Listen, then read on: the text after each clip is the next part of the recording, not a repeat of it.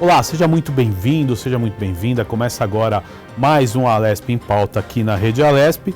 E o programa de hoje nós vamos conversar sobre um assunto muito importante, que é sobre as mães atípicas. E para isso eu recebo aqui no estúdio a Carol Viola, que é mãe atípica, e por Zoom eu converso com a Maria Aparecida Altenfelder, que é psicóloga e vai nos ajudar muito nesse programa a gente explicar, o que é e como os desafios que são enfrentados por pais atípicos do estado de São Paulo e também no Brasil. Mas eu vou primeiro saudar a Maria Aparecida e ela vai explicar um pouco, que às vezes o nosso telespectador ainda não conhece o que é uma mãe atípica, e o que torna uma mãe atípica. Maria Aparecida, muito obrigado por estar conosco nesse Alesp em Pauta. Eu que agradeço a oportunidade, e é um assunto muito importante, muita relevância para todo mundo, Eu acho que hoje em dia começarmos a dar importância para essa necessidade, primeiro da conscientização, o que é ser uma mãe atípica, porque acho que são pessoas que têm muito especiais, que têm filhos atípicos. Então, a gente precisa ter esse cuidado, dando atenção para as mães, para elas poderem ter tranquilidade, para cuidar e lidar com as dificuldades e quais soluções podemos ter para ajudar o desenvolvimento de uma vida mais inclusiva, em especial. Importante. E eu estou aqui com a Carol no estúdio. Carol, primeiro se apresenta, Sim. Conta um pouco do teu filho, da tua luta, e da busca por inclusão, mas eu acho que a gente tem que começar primeiro com uma apresentação, falando um pouco da tua experiência. Guga, muito obrigada pela oportunidade de estar aqui. Prazer, eu sou a Carol Viola, sou mãe atípica há 11 anos, trabalho com desenvolvimento humano na área de neurociência do comportamento, Já atuava como voluntária desde os 5 anos de idade, fazendo várias ações do bem, tanto para deficiência, quanto pessoas com câncer, quanto campanhas solidárias de diversos tipos, Eu acho que isso a gente aprende no núcleo familiar e a gente carrega e vai se expandindo para as pessoas, O Luiz Henrique, ele faltou oxigênio na hora do nascimento, ocasionando a paralisia cerebral. Ele nasceu praticamente natimorto. Ele foi reanimado, ficou em protocolo de hipotermia por 72 horas, um protocolo que era inovador há 11 anos atrás, também correndo risco de vida. E eles entenderam que as pessoas que fazem mergulhos por apneia faziam mergulhos em águas gélidas, porque preservava mais o cérebro. Então ele ficou com um travesseiro de gelo por 72 horas, a temperatura corporal dele é abaixo de 32, para que ele pudesse ir preservando o cérebro para novas lesões, Então isso, ele foi voltando a temperatura, ficou lá durante uma semana em estado crítico de saúde. E nesse momento eu conversei muito com Deus e falei que eu não queria ficar ali velando o meu filho vivo, porque na verdade eu fiquei, com medo da morte o tempo inteiro. E Deus mostrou para mim, através de uma visão, que eu tinha que ir lá e dar o sopro da vida nele e passar somente energias positivas. Então, meu processo de luto foi muito rápido. Porque eu entendi que se eu ficasse ali chorando e me lamentando, certamente meu filho não teria uma energia positiva para uma melhora. E sim, talvez aquilo poderia deixá-lo angustiado, A conexão com a mãe é muito, muito grande, Foram 9 meses de gestação, então eu acho que a nossa energia influencia muito na evolução dos nossos filhos. E aí ele ficou lá para poder aprender a se alimentar, ele teve um estímulo reduzido de sucção, a gente ficou tentando todas as possibilidades, e eu sempre, na primeira semana de vida, eu já consegui, ficar em hard na UTI e saber o que eu deveria deixar ou não os procedimentos fazerem procedimentos nele. Então ali eu decidi que eu ia tentar todas as alternativas antes de fazer qualquer coisa invasiva. Ele saiu de lá com 3 meses, eu tive o diagnóstico com 4 meses na primeira consulta com o neurologista. E aí ele falou da paralisia cerebral. No início a gente fica um pouquinho com medo, achando que o nosso filho não vai poder fazer absolutamente nada, porque é um pouco desconhecido. A gente sabe o Teleton, conhece a CD, as instituições, mas a gente não vive aquilo diariamente. Só que eu entendi que muito do Luiz Henrique deveria vir a partir da família. Então eu já fui me instruir, fui pesquisar. Eu sou uma mãe que pesquiso muito sobre todos os procedimentos que existem, justamente para dar o melhor para ele e dar a oportunidade dele mostrar quem ele vai ser e como ele vai ser, respeitando os limites dele todos os dias, né? Então o Luiz Henrique hoje tem 11 anos, é uma criança que tinha um prognóstico muito difícil, né? Ele sentou pela primeira vez aos 7 anos, está começando a melhorar agora. Mas a paralisia cerebral, ela comete outras coisas. Por exemplo, ela pode luxar o quadril, ter deformidade de membros por conta de espasticidade. E eu consegui evitar tudo isso com as informações que eu fui buscando e também atuando em casa. Que não adianta a gente levar para fazer tratamento em clínicas se a família não participar diariamente da vida da criança, né? Então, hoje eu faço parte do Instituto Serendipidade, que é uma ONG, né, sem fins lucrativos, que auxilia outras instituições também, operacionalmente, financeiramente, atuando, levando um olhar diferente para a sociedade sobre a inclusão social das pessoas com deficiência, né? Começaram com a síndrome de Down e a gente tem um projeto Laços que abrange o mundo todo, que a gente faz acolhimento para as famílias que recebem diagnóstico de deficiências. Então, eles começaram com a síndrome de Down e hoje tem uma mãe representando cada deficiência, síndromes raras, para que outros pais, quando recebem esse diagnóstico, a gente possa acolher e mostrar um pouquinho a caminhada de uma forma mais leve, dando as mãos e dando importância e ouvido para o que realmente importa, né? Que a gente é pouco escutado, a gente é pouco ouvido pelas pessoas que não vivem a nossa realidade. Então, quando a gente faz isso, né, eu achei muito bacana ser convidada por esse projeto, porque a gente consegue realmente dar o acolhimento que a família merece ter, para ter uma vida mais leve, mais feliz e com direcionamento correto. Merece e precisa ter, né? Então é uma luta muito grande do dia a dia e eu acho que todos, né, cabe a todos nós tentar mudar essa situação, né, e tentar tornar a vida dessas famílias muito melhor. Agora, Maria Aparecida, é importante a gente colocar você no assunto. Como é que ela explicou em um negócio que me tocou quando a Carol falou, que ela falou que desde o primeiro dia ela estava lá e ela teve que lutar pelo filho dela, né? Como é que a gente faz para tirar o luto e passar a ter luta, né? Porque, sem dúvida nenhuma, tem o choque, né, de toda a situação. E como é que você faz para virar essa chave, Maria Aparecida? Então, eu, como psicóloga, queria dar os parabéns para a Carol, porque você é uma mulher muito lúcida, né, e lutadora. Essa notícia, né, uma mãe para um pai, seu filho está com um problema, é um problema sério. Eu nem sabe o que é. O cara praticamente estava morrendo. E essa parte emocional sua, nesse momento, foi muito importante, forte, né?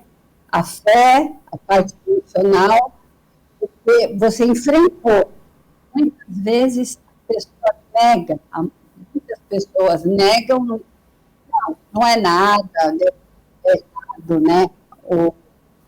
Diagnóstico, não. E aí, quanto mais você nega, é pior é. Né? Sim. E você aceitar, falar, bom, deixa eu entender o que ele tem, eu preciso ter, regaçar as mangas, e me ajuda. Isso é muito importante, porque a gente sozinho não faz nada. Né? Não. Então, eu as pessoas, quando têm essa notícia, precisam procurar espiritual, psicológica, emocional, ir atrás dos médicos e ter consciência que hoje a inclusão, conhecimento, pode ter uma convivência, e temos, né, muito boas dentro do limite, claro. Então, você está de parabéns. Realmente é muito apoio a grupos da sociedade, né? A nossa cidade, o nosso país precisa acolher, né? Acolher essas pessoas, porque precisa de muita ajuda, né? Sim. Pública, porque particular no nosso país é muito difícil, né, a gente ter condições financeiras. Então, está de parabéns. Obrigada. E, na verdade, Maria, o que eu acredito é assim, Guga, é que quando eu decidi ser mãe, eu já tinha um amor, assim, que expandia para fora, né? Então, eu decidi gerar um filho. O amor já existia antes da concepção. E aí, durante os 9 meses, e não era o diagnóstico que ia mudar esse amor. Né? Eu acredito muito que o amor é a maior cura, é o que traz a cura, é o que traz a inclusão, é o que vai fazer com que o mundo melhore a partir da gente mesmo. Né? Então, quando a gente ama o próximo, como a gente ama a si mesmo, que é o que Jesus nos ensina, a gente consegue ter um olhar diferente para a sociedade. Eu falo muito que a gente tem que olhar as pessoas como a gente gostaria de ser olhado, né? Agir com as pessoas como a gente gostaria que as pessoas agissem com a gente no dia a dia. E é assim que eu levo a minha vida com o meu filho Luiz Henrique. Ele já era amado, então, independente se ele tenha deficiência por um erro médico, que seja, eu nunca culpei a médica dele, por exemplo, nunca pus em pauta isso. Minha família, lógico que sempre ficou, ela errou, outros médicos também deixaram entender, só que isso não mudaria o destino do Luiz. E eu sempre penso que eu posso fazer de melhor hoje por ele, todos os dias. Então eu levanto e falo, hoje eu vou dar o meu melhor para ele, para que ele possa ter o melhor de mim, através do amor, das minhas atitudes, dos cuidados em casa, dos cuidados na terapia, na escola, proporcionando para ele uma vida como qualquer outra criança típica teria. Né? E aí ele vai demonstrando para mim o que para ele é agradável, o que não é, e cabe eu fazer a leitura e proporcionar mais daquilo que ele gosta. Então, desde pequenininho, a minha consciência sempre me mostrou isso, que era através do amor que a gente ia conseguir superar as dificuldades. É claro que são muitos desafios, né? A gente não vive uma vida tranquila, você como pai típico sabe, a gente acorda todos os dias pensando no futuro, porque a gente tem que pensar, a gente tem que se planejar, mas a gente tem que viver o hoje, que também é difícil, porque a gente ainda falta muitos recursos, falta muita acessibilidade, falta muito para ter uma inclusão correta, né? Aqui no Brasil e em todos os lugares. Mas acredito que aqui teve uma grande evolução. Né? Eu vejo meu marido contando sobre a filha dele que tem síndrome de Down, que tem 33 anos. Imagina isso, a inclusão como era antigamente, né? Como eles tratavam as pessoas com deficiência. Então, a gente teve um avanço, só que para isso a gente tem que continuar trabalhando de mãos dadas, falando de todas as deficiências e não viver subgrupos como a gente está vivendo, infelizmente, hoje em dia. Né? A gente vê o grupo das famílias atípicas de autismo, da paralisia cerebral, a da síndrome de Down, a com nanismo. Então, eu, quando falo de inclusão, eu gosto de abordar todas as deficiências e incluir todos, porque assim a gente consegue conquistar os nossos direitos de fato, para que a gente possa ter uma vida mais inclusa e com um direito igual para todo mundo. Você tocou num assunto que eu acho que é primordial e colateral, exatamente isso, a inclusão ela tem que ser para todos, Exato. Né? E eu acho que ainda existe uma dificuldade da sociedade em lidar com isso, né? Uhum. De dosar a necessidade de cada um e, na verdade, entender que a inclusão é para todos, para o mais difícil Exato. até para o mais tranquilo de ser incluído. Exato, para o mais leve até o nível mais difícil. Eu penso exatamente sobre isso. Então, quando a gente luta por tratamento, a gente tem que lutar por todos. Hoje a gente sabe que algumas deficiências têm menos direitos do que outras. E isso é muito difícil, porque dificulta. Né? Eu falo muito também sobre os convênios aí, abrir portas para as mães. Coloquem mães que gostariam de ter oportunidade de trabalho para fiscalizar as clínicas que prejudicam. Eu mesmo passei por uma clínica que fraudou muitas coisas, que pegou muito dinheiro de convênio sem necessidade, e a gente fazia um mínimo de terapias. Mas eu só descobri porque eu vi. Aí eu liguei, bloqueei, falei, não quero mais, a gente sai. Meu filho ficou 2 anos praticamente fora das terapias, eu sendo terapeuta dele por tempo integral, mas porque eu preferi do que estar no lugar que agia de Exato, forma porque incorreta. isso eu já presenciei também, muita gente cobra dos convênios uma terapia que não faz de modo Exato. adequado, com o profissional, né, que é necessário. Isso é um negócio que para a família é muito triste, né? A Exato. família, ela espera, ela tem uma expectativa, e quando o profissional não é preparado, gera uma frustração e um gasto, né, por parte do convênio desnecessário, porque ele não está aplicando e investindo no que realmente o seu filho precisa. Prejudicando, né, outras famílias que precisam. Então, se houvesse uma fiscalização melhor, e até mesmo contratando mães atípicas com uma jornada mais reduzida, dando oportunidade de trabalho para elas. E também isso facilitaria para o convênio passar por menos fraudes. Exato. Então eu acho que tem soluções, né? Cabe eles abrirem a mente também para escutar o outro lado. Porque, né, ninguém mais quer o bem do filho do que o pai e a mãe, né? Então Exatamente. Acho que isso é importante, é um fator agregador. E aí, Maria Aparecida, eu gostaria de perguntar para você, né? Como é que, assim, na sua vivência, na sua experiência, como é que as famílias lidam com esse assunto? Como é que é? Porque a gente sabe também, e a gente caminha por essa estrada, a gente sabe que tem famílias também que não têm a preocupação adequada, infelizmente, a gente dizer isso, né? Mas eu sei que a maioria, graças a Deus, ela luta até não poder mais pelo seu, né, ente querido. É verdade. Isso é muito importante, porque pais, antigamente, sou bem mais velha que vocês, né? Eu me lembro, não era há 7 anos, uma vizinha tinha um filho especial, sem nenhum assim. E eu gostava de brincar com ele, porque criança uma piscina de lona, brincava. Com a idade, foi mais difícil desses pais cuidarem, só há 60 anos atrás. E internava, assim, esses jovens, né? Então, ficar difícil de não ter um tratamento adequado, especializado, como você falou, as cuidadores especializados. Às vezes o pai e a mãe não aguentam, porque tem outras coisas para fazer. Então, assim, trabalho, casa, os outros filhos, e eu tenho muito cuidado especial. Eles eram condenados, né? Clínicas. Depois não vi mais. E hoje em dia precisa. Tem famílias que negam e cuidam mal. Eu, como psicóloga, vejo maus tratos, a gente tem que denunciar, acontece, claro, mas evoluiu muito, graças a Deus, né? Então, tem tratamento, mas tem muito mais, né? Primeiro, fazer o diagnóstico. Teria que ser um tema de saúde pública, né?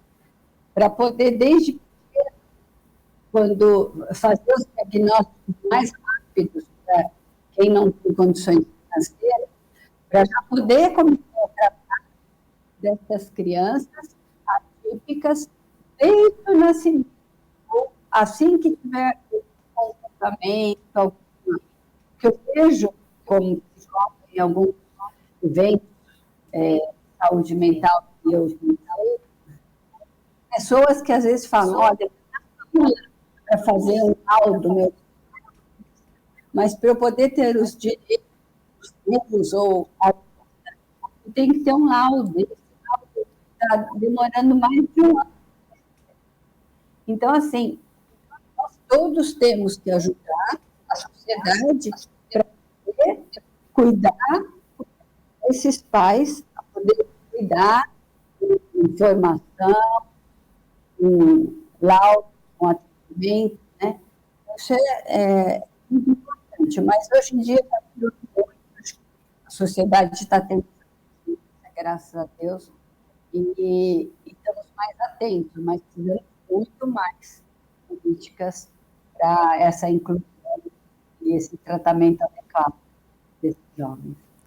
Legal, Maria Aparecida, Carol. A gente vai para um rápido intervalo nesse Alesp em Pauta. Já já a gente volta discutindo muito mais sobre esse assunto tão importante que é a questão dos pais e mães atípicas. A gente já volta.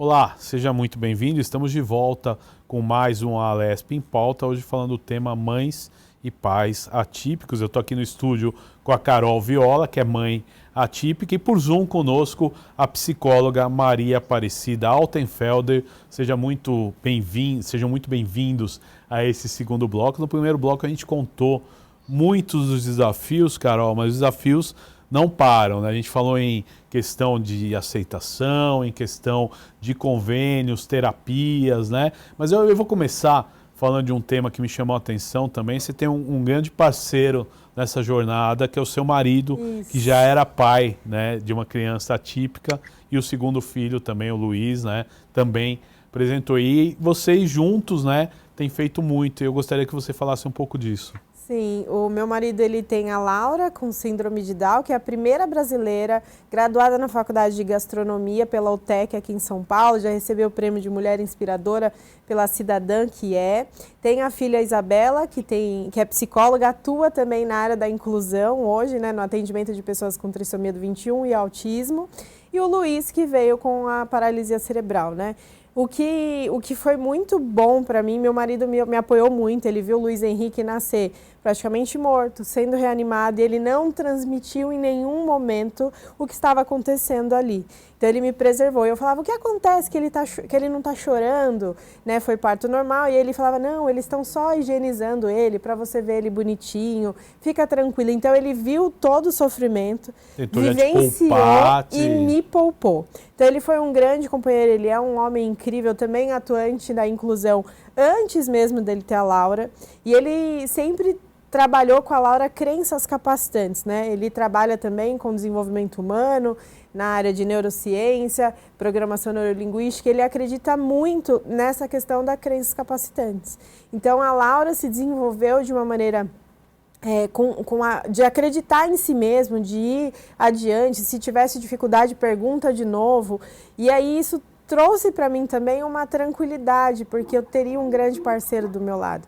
A gente sabe quando o homem é um bom filho, é um bom irmão, já era um bom pai, e eu falei, fiz a melhor escolha, e eu escolhi o melhor pai para o meu filho, e hoje eu tenho um grande parceiro. Então, quando eu preciso trabalhar, que eu sou apresentadora de shopping também, dou palestras em outras cidades, ele fica, ou quando ele vai trabalhar, dando os treinamentos e consultoria, eu fico, ou a gente tem uma madrinha que me ajuda quando a gente vai trabalhar junto também. Então, ele é um grande homem, sempre atuando pela inclusão, acreditando no diferencial, buscando as capacidades dos seres humanos de dentro para fora, mostrando que há um olhar diferente a gente a executar nesse mundo terreno que a gente vive, né? Então, ele é um grande semeador de ideias e um grande pai, um grande exemplo de ser humano, assim. E foi muito bom ter ele comigo na caminhada, né? Maria Aparecida, eu vou querer que você comente também um pouco dessa união familiar, né? O que agrega no processo? A gente sabe que não é só marido e mulher, tem os irmãos, tem a família em geral, né? É pai, mãe, acho que muitos, né, agregam e às vezes muitos também não conseguem enfrentar essa situação por várias outras questões, né? Como é que a gente lida com tudo isso? Então, tem que ter um equilíbrio emocional muito grande, Guga, porque se o casal, né, a família, não tiver essa união, essa compreensão, essa cumplicidade, vamos dizer assim, todo o resto da família fica desestruturado, né? Então, eu penso, temos que procurar ajuda e ter essa união, que é primordial. Então, se não estamos conseguindo, vamos procurar uma terapia de casal, terapia familiar ou individual, para saber lidar, porque se não tiver essa união, não tiver essa cumplicidade, para falar, bom, como nós vamos lidar? Como vai ser a nossa vida? Porque é claro que muda, né, a rotina de todas as famílias quando nasce uma criança atípica, né, uma especial, vamos dizer assim. Então, assim, há a necessidade do acolhimento também de toda a família, da compreensão e dessa união para falar, bom, vamos, porque tem famílias que não aceitam, né, que rejeitam. Então, vai ser muito triste, né? Porque isso vai refletindo em todos, né? E a sociedade também precisa ter essa aceitação, né? Então, quanto mais divulgação, quanto mais conhecimento e essa compreensão, né, dos pais, começando pelos pais, eu acredito, e daí isso vai reverberando na família, na sociedade. Isso é muito importante. Importante. Agora, Carol, outra coisa que a gente até conversava nos bastidores, mas eu acho importante a gente falar um pouco, né? É que a gente comece a aprender, né, a não aceitar certos nãos e buscar saídas para esses não que a gente acaba recebendo e acaba, né, atrapalhando a caminhada. Como é que você lida com essa situação? Olha, eu procuro ouvir o que o médico está dizendo, óbvio, né? Eu sou leiga, não sou da área da medicina, mas aí eu tento acolher aquilo que realmente faz a diferença para o meu filho. A gente tem que entender que a medicina precisa ficar mais humanizada e olhar de forma individual. Mesmo que as crianças, por exemplo, que têm paralisia cerebral, cada uma tem o seu desenvolvimento, as suas necessidades específicas, né? Então, eu não aceito rotulação, eu não aceito prognóstico como se fosse um médico semideus dizendo, ó, seu filho não vai fazer isso. Aí eu vou lá, eu corro atrás, eu faço o máximo para que o meu filho possa ter a maior evolução e mostrar a ele, não, ele tem capacidade, porque todo ser humano tem capacidade de evoluir.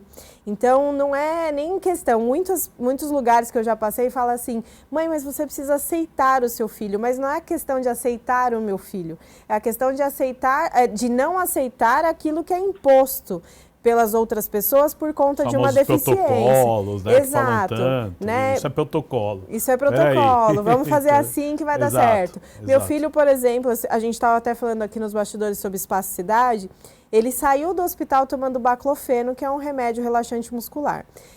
Mesmo sem o diagnóstico, os médicos já sabiam o que tinha acontecido com ele, né? Então, muito provavelmente, 80% a 90% das pessoas que têm paralisia cerebral têm o padrão espástico, que é uma rigidez muscular. Para quem não sabe o que é espasticidade, é uma rigidez muscular onde um músculo toma conta de outro quando aquela parte do cérebro morreu. Então, eles deram esse remédio para o meu filho recém-nascido. Ele saiu de lá tomando uma bordoada de remédio por prevenção. Então, ao longo dessa jornada, até 1 ano e pouquinho, eu via que cada vez mais ele estava mais rígido, e aí o médico falava, aumenta meio ml. Só que o que eu fazia? Eu fazia um diário. Eu anotava quais eram os comportamentos do Luiz Henrique antes de iniciar a nova medicação. E aí, a cada meio ml, eu via que o Luiz Henrique estava mais espástico, mais isso, mais aquilo. Chegou num ponto que eu liguei para o neuro dele na época, eu falei, olha, doutor, senta aí, eu vou ler o que eu tenho escrito aqui no meu diário e você vai pegar a bula do remédio. Esse remédio está fazendo mal para o meu filho. Aí eu descobri que o Luiz Henrique ele não tem tanta espasticidade, ele é distônico. Então, assim, não deram a oportunidade para ele mostrar quem ele é sem o medicamento. Então, já deram por prevenção. Então, quando você age dessa forma, por protocolo de medicina, você às vezes acaba causando um outro problema que o Luiz Henrique poderia ter feito vários tratamentos invasivos, como botox ou tenotomia, sem necessidade. Então, hoje ele é uma criança com 11 anos de idade que não precisou de tratamentos invasivos até então. Hoje a gente já está pensando no Botox para ajudar nessa questão de relaxamento da musculatura da perna por conta do crescimento, mas olha quanto eu consegui evitar. E se ele tivesse com aquele medicamento, certamente ele já teria feito diversas intervenções. Até porque a gente sabe que o Botox é uma terapia que em muitos casos ajuda e muito, né? A pessoa, Exato. o geral da população acha que é uma questão estética e tudo, e é uma substância que é usada para ajudar muito as pessoas que precisam. Exatamente. E que têm, né, uma necessidade aí de espacidade e rigidez muscular. E às vezes uma simples dor, ela causa a espacidade, né? Até mesmo o Botox ocular, que foi dos inícios aí, né? Para quem tinha estrabismo, era uma terapia muito usada, recém-usada, mas usada justamente para isso, não só para estética, como você falou. Agora, como é que a gente consegue, Carol, e acho que isso é um ponto importante, né, a gente mostrar que a inclusão ela precisa ser muito democrática, né? Às vezes a gente conseguir juntar tudo e mostrar que todo mundo, né, os mais complexos e os menos complexos, eles precisam ser incluídos conforme a necessidade deles. Como é que você acha que é o caminho?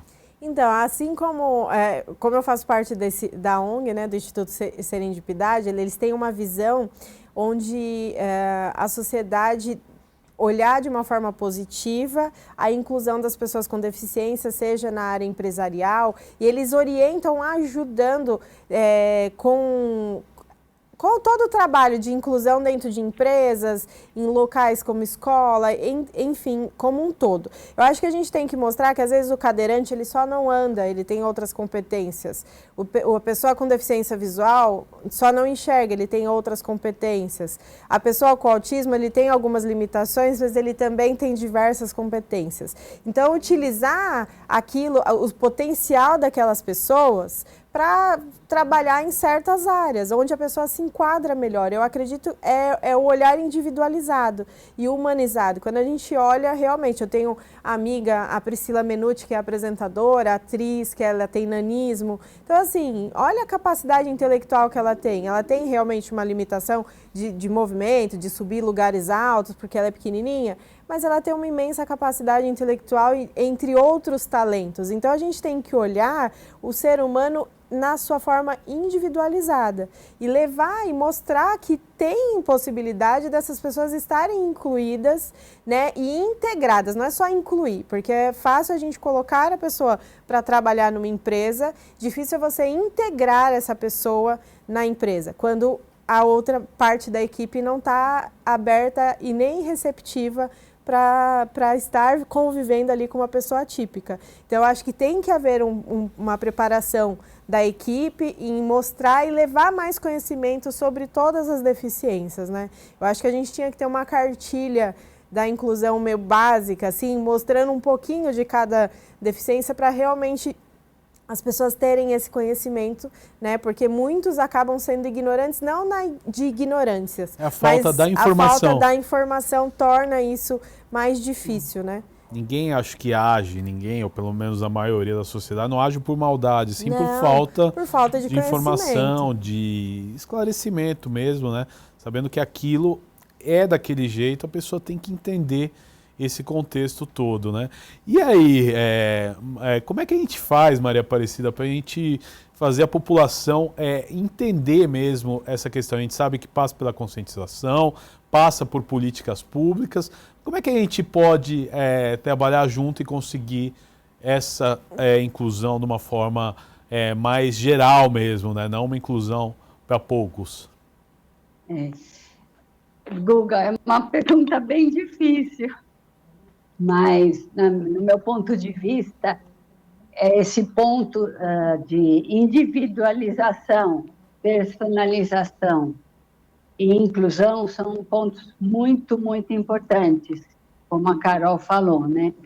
E ter uma pessoa, ou um psicólogo, um terapeuta, alguém para fazer essa integração dessa pessoa no grupo, porque muitas vezes o grupo precisa aceitar, precisa conhecer e valorizar o potencial desse jovem especial, assim como devemos valorizar os valores individuais de cada um, né? Porque todos nós somos capazes de alguma coisa. Às vezes você tem uma deficiência num aspecto emocional ou cognitivo, mas você tem outros que até melhoram, né? Porque deficientes visuais desenvolvem sensibilidade, outras coisas muito maiores do que outras pessoas, né? Então, assim, dando informação, criando diálogos, como falam, devia ter uma cartilha, né? Sobre todas as deficiências. E é o que você falou, a Carol falou, a medicina, os remédios, não tem que seguir. Esse remédio serve para todos que têm Down, por exemplo. Não, cada um é cada um. Então, tem que observar, porque às vezes o que é bom para um não é bom para o outro. Assim como nós, qualquer pessoa, né? Então, assim, eu acho que tem que ser, na minha opinião, uma conscientização e ser mais humilde os médicos ou as pessoas profissionais que lidam para dar diagnósticos, dar medicações. Você tem que individualizar, né? E ver o que é bom para aquela pessoa e o que os outros que estão em volta podemos ajudar ou não. Nada como essa atenção de cada um, né? Que tá lidando com a criança ou com o adulto. Até porque, Carol, a gente ouve muito, né, quando a questão atinge o cérebro, num fator que é imponderável, porque cada cérebro vai responder de um jeito. E acho que isso faz a diferença no tratamento, né? Exatamente. Mesmo porque, às vezes, a criança pode ter uma lesão no mesmo lugar e atingir meio milímetro fora daquilo.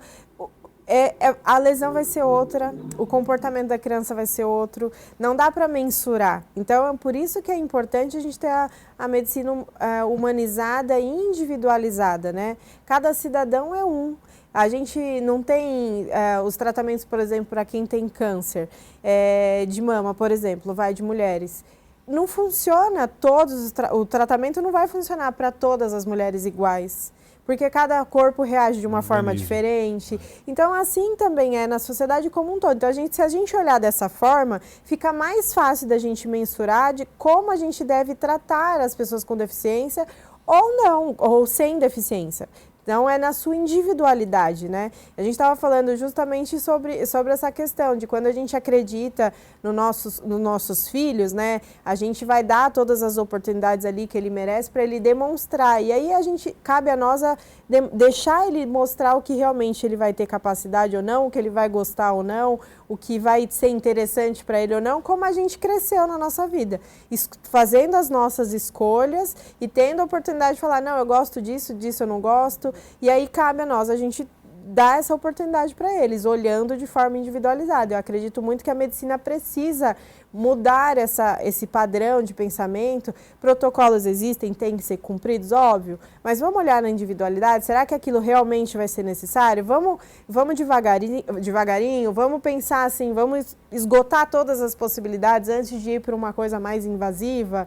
Hoje eu faço esse atendimento com as mães, levando esse conhecimento para justamente não ocorrer situações onde precipitadas de algo mais invasivo que pode futuramente prejudicar. O meu filho, por exemplo, passava com uma médica especialista de um lugar que trabalhava só com paralisia cerebral, e meu filho tem um estrabismo que não é fixo, né? É mais por conta da espasticidade. Então, quando o sistema nervoso central dele está um pouco mais alterado, ele fica com o olhar mais estrábico. Mas a gente conseguiu melhorar 90% somente fazendo exercício ocular com tampão. E eu criei as minhas técnicas. O oftalmo dele falou, Carol, eu nunca vi uma mãe como você, porque eu colocava ele deitado no sofá, com o tablet lá embaixo, tampão no olho, e o olhar dele tinha que ir para fora, né? E a médica queria fazer o botox. Só que se ele tivesse feito o botox, eu tivesse permitido, o olho dele tinha caído para fora. Por quê? Porque o estrabismo dele não é um estrabismo como o fixo, né? Que fica ali e você opera e está tudo certo. Então, ele não pode fazer nenhum procedimento invasivo. Mas se eu não fosse uma mãe atenta, se eu não tivesse pegado outras opiniões médicas, talvez eu teria feito e teria prejudicado para sempre o olhinho dele. Então é isso, a gente tem que esgotar todas as possibilidades, buscar mais informação e eu tento fazer o máximo para poder levar isso para outras mães que vivem em situações que têm pouco conhecimento, que têm pouca oportunidade de receber essas informações, porque a maioria dos lugares não transmite isso também. Os profissionais da área da saúde deveriam instruir mais essas famílias. Fala assim, mãe, faz isso, faz aquilo, o que você fizer em casa vai fazer a diferença. Não existe isso. Ou você pergunta, muitas vezes você não tem resposta, ou você pergunta e o terapeuta, o médico vai te auxiliar. Mas na maioria das vezes a gente fica sem, você sabe, como pai atípico, e a gente sai a ver navios, né? Então é nós por nós mesmos. Exatamente, e eu acho que nesse momento, né, você se torna a voz do seu filho, né? Exato. O que ele não pode brigar e lutar, você tem que brigar, né? Exato. Então isso, eu acho que isso torna, né, o negócio também, aumenta, na verdade, a responsabilidade, né? Exatamente. Então, o Luiz, eu falo que ele é a extensão do meu corpo. Eu vou ser a voz dele aonde eu for, as pernas, os braços, e assim vai ser para o resto da vida. Se ele evoluir a ponto de ter autonomia, ok, mas a gente já sabe que pelo diagnóstico, eu não crio expectativas, tá, Guga? Muitos médicos, terapeutas falam, qual a sua expectativa? O que você... Eu não espero, eu espero que ele tenha qualidade de vida para o resto da vida, que eu possa evitar as deformidades que são possíveis de dar pelo diagnóstico e que ele tenha uma vida feliz. Então, eu construo a vida dele, desde que ele nasceu, desde a vida intrauterina, de uma vida feliz, repleta de amor, de respeito, de confianças, de crenças capacitantes. É isso que eu faço diariamente com ele. Então, eu não crio expectativa, ele vai falar, ele vai andar. O que ele demonstrar para mim, ele demorou 7 anos para sentar. Ele fez um tratamento com o método REAC, de neuromodulação, e após esse protocolo, Luiz Henrique, eu cheguei no quarto, ele estava sentado sozinho. Aí eu falei, meu filho, como é que você sentou? Aí ele deitou no colchãozinho e eu falei, mostra para a mamãe. Aí ele mostrou como ele sentou. Hoje ele senta mais rápido, ele faz outras transições de postura, porque ele foi adquirindo isso. E foi na pandemia que eu vi que quantidade não é qualidade. Muitos pais acham que fazer 40 horas semanais de terapia, 50 horas semanais de terapia é o que vai fazer a criança evoluir. Não é. Acho que a quantidade atrapalha de dar a oportunidade dele realmente mostrar aquilo que ele conseguiu adquirir. Seja na parte intelectual ou seja na parte motora, a gente tem que dar um tempo para a criança. Eu fui diagnosticada com TDAH em 2021, ano passado fiz o rastreio de novo, né? Pela minha história de vida eu já imaginava que alguma coisa eu tinha, então a gente começa a adaptar a nossa vivência. E sem diagnóstico, eu vivi durante 37 anos, a gente adapta. A gente consegue fazer essa adaptação, porque o nosso cérebro é assim. Meu filho adaptou várias formas dele se locomover ou de buscar alguma coisa dentro da limitação dele. Se ele tem a consciência, às vezes o que me dói é ele saber que ele quer fazer uma coisa e o corpo dele não responder da forma que o cérebro dele está pedindo. Aí ele se frustra.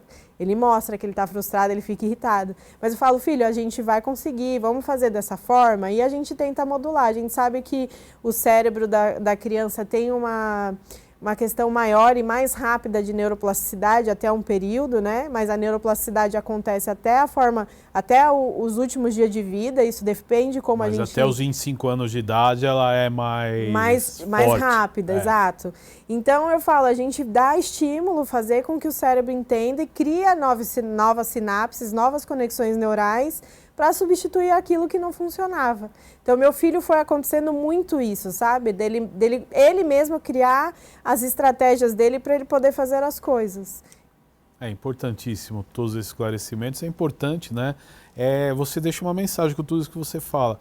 Que cada vitória, por menor que seja, é uma vitória para quem está nessa luta, né? Exato. E eu falo muito isso para as mães, o movimento de um olhar, o movimento da boca. A única coisa que eu falo de expectativa é que eu gostaria que meu filho mastigasse. de eu poder sair com ele por aí e falar assim, tó, filho, um lanche, morde, mastiga. Isso, ele deglute bem, mas ele não mastiga de forma adequada, né? Mesmo porque a arcada dentária dele vai ter que pôr aparelho para ajudar, então vai ser mais trabalhoso ainda. Mas eu acho que é o primordial, porque quando a criança se alimenta bem, tem uma boa digestão, uma boa deglutição, o restante funciona super bem. Mente e corpo é um único sistema, né? Então a gente tem que trabalhar como um todo. Eu acho que a única expectativa que eu crio é de ver ele mastigar realmente bonitinho. Mas se não for, vai ser adaptado do jeito que já é, que ele já come bem também, né? Então é a gente acreditar no ser humano, olhar o próximo como a gente gostaria de ser vistos, ter a empatia, saber se colocar no lugar do outro, respeitar como a gente gostaria de ser respeitado e realmente acreditar que todo ser humano tem potencial para seguir em frente, para conquistar os seus objetivos, sejam adaptados ou não, né? Importantíssimo, nós também estamos caminhando para o final do nosso programa, mas eu quero que vocês duas deixem uma mensagem para o nosso telespectador, né? Para enfrentar tudo isso sempre da melhor forma possível, buscando a ajuda que é necessária.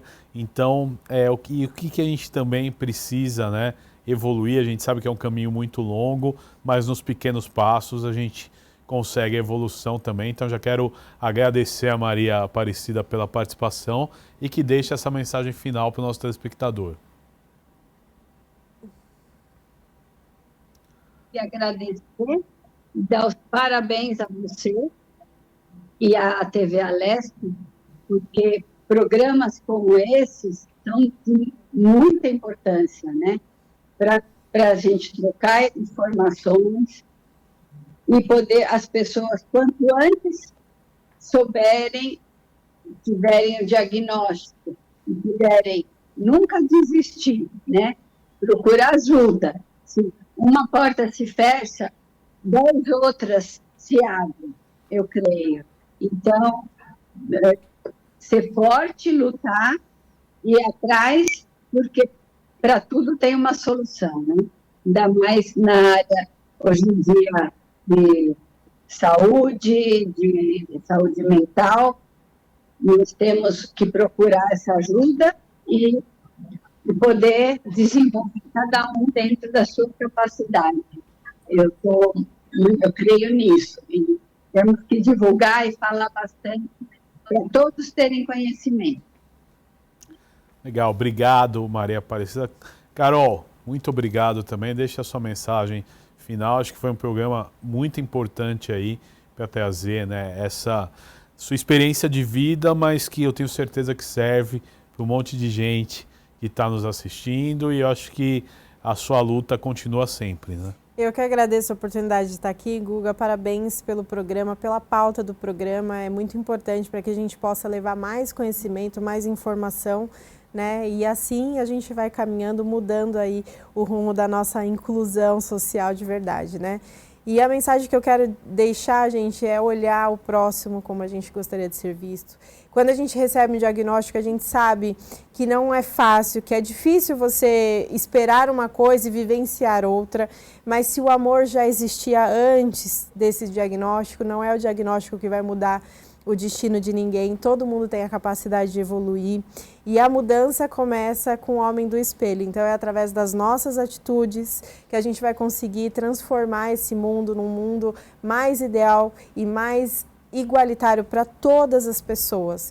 Então, amem o próximo como você ama a si mesmo, respeite o próximo como você gostaria de ser respeitado e tenha um olhar inclusivo hoje. Ninguém está ileso de sofrer algo ou passar por algo que se torne uma pessoa atípica. Então, a gente tem que deixar um mundo e semear hoje para que a gente possa ter um mundo inclusivo para todo mundo. Carol, muito obrigado pela participação. Maria Aparecida também, muito obrigado. E este foi mais um Alesp em Pauta aqui na programação da Rede Alesp. A gente volta discutindo mais assuntos de interesse da população na nossa programação. Um grande abraço a todos. Tchau, tchau.